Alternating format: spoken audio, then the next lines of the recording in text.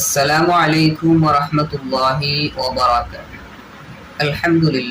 আলহামদুলিল্লাহি ওয়াহদা ওয়াস সালাতু ওয়াস সালামু আলা মান লা নাবিয়্যা বা'দ। আম্মা বা'দ, ফাআউযু বিল্লাহি মিনাশ শাইতানির রাজীম। বিসমিল্লাহির রাহমানির রাহিম। সম্মানিত দর্শক ও শ্রোতা মণ্ডলী, আজকের আলোচনার মূল বিষয়বস্তুটি হচ্ছে সন্তান বা কোনো শিশু জন্মের পর তার সাথে বা তার সঙ্গে আমাদের জন্য কি কি করণীয় বস্তু রয়েছে সেই সম্পর্কে নবী সাল্লাল্লাহু আলাইহি ওয়াসাল্লামের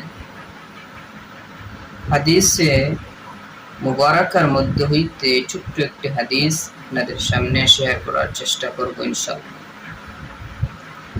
হাদিসটি হচ্ছে সহিহ বুখারী শরীফের হাদিস। আন আবি মুসা রাদিয়াল্লাহু তাআলা আনহু قال ولد لي غلام فأتيت به النبي صلى الله عليه وسلم فسماه إبراهيم فحنكه بتمرة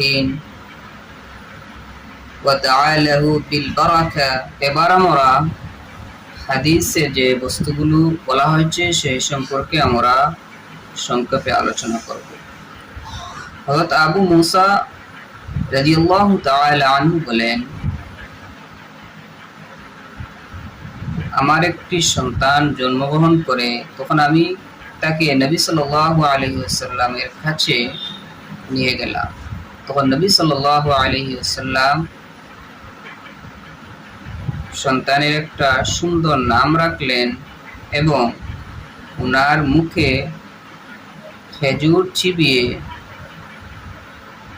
বাচ্চাটি অর্থাৎ শিশুটির মুখে দিলেন।